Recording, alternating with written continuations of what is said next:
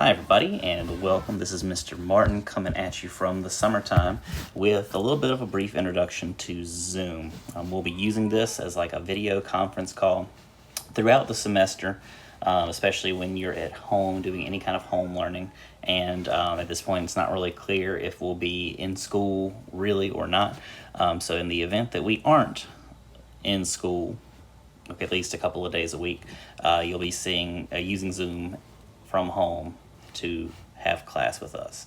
So, without further ado, here's Zoom. Don't mind my random apps over here. I've got some toddler apps for my son, and as you guys already know, I'm a gamer, so don't mind the Overwatch League and the PUBG Mobile. So here's Zoom. And you guys are going to be able to go ahead down at the bottom and click Sign In. And what we're going to do when you click Sign In is make sure that you sign in with Google. So look down toward the bottom where it says SSO, Apple, Google, Facebook, and click Google. Zoom wants to have permission. Let's go ahead and do that. You might hear a toddler crying in the background. If you do, sorry, he's downstairs, but he's pretty loud. So basically what you'll see here, you should have a choice to use your student Gmail account. I'm not a student, so I don't have a student Gmail account. So I'm going to go ahead for the sake of just getting in for this tutorial and click on my teacher email, sdmartin@henry.k12.va.us. Make sure that you're using your student Gmail account for Henry County Public Schools and that you are not using a personal Gmail account. All right, so I clicked on my teacher email. Give it a second to load.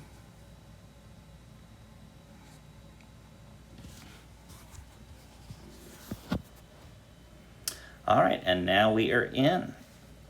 So you should see here, it's pretty clear interface. You can start a new meeting if you're ever in a position to do that. You most likely will just be joining meetings that we send you links to.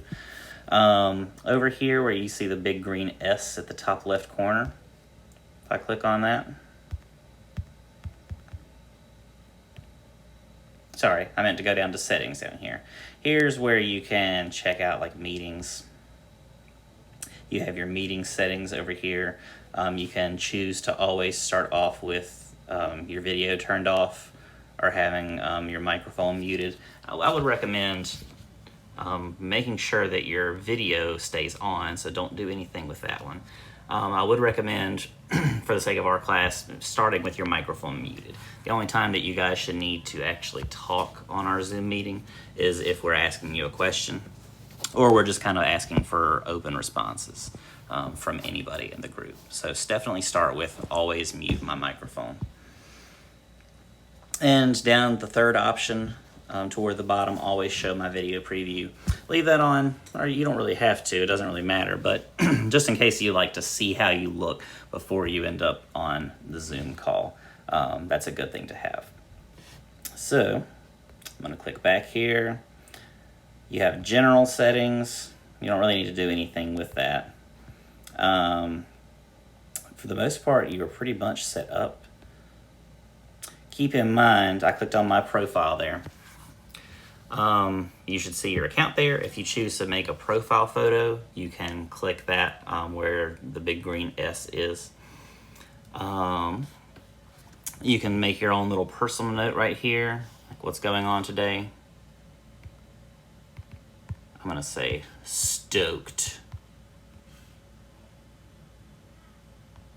Oops, not comma.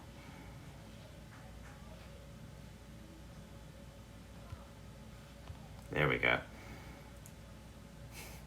All right, so that's my personal note.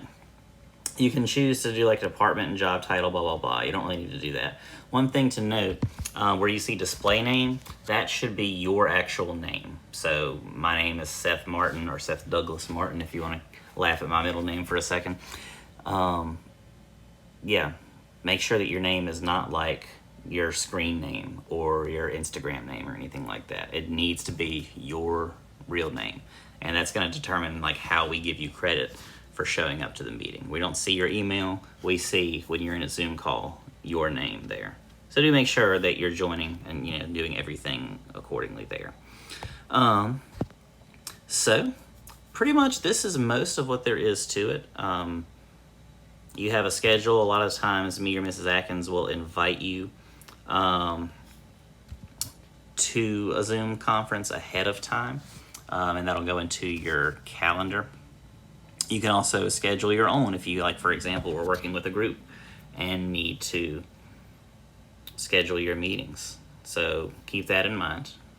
And you can always feel free to kind of play around in here too when you get time. Here for meetings, you can view any lists of upcoming meetings that you have coming up soon, so keep that in mind.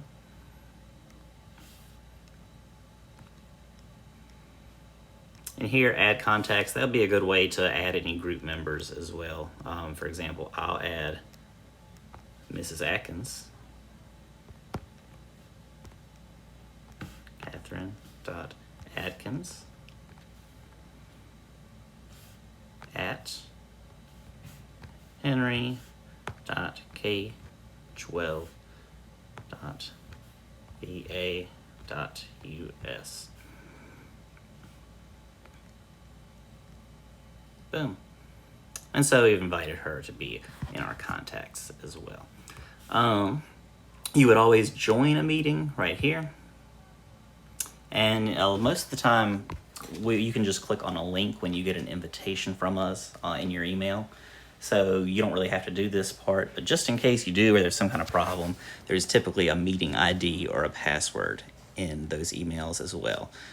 So you would be able to type in your meeting ID where the cursor is on my screen currently.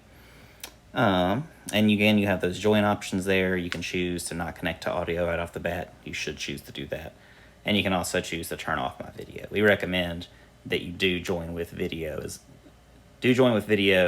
but don't connect to audio, because we love to see your smiling faces.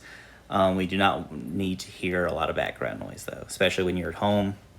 A lot of the time, there's a lot of other stuff going on. For me, there's a toddler running around. He's a little over 2 years old. I'm sure you guys don't want to hear him, but sometimes you may have to. I'm sorry. I'm the one that has to do the talking. So, moving forward, you also have the ability to share your screen. Make sure you have access to the microphone.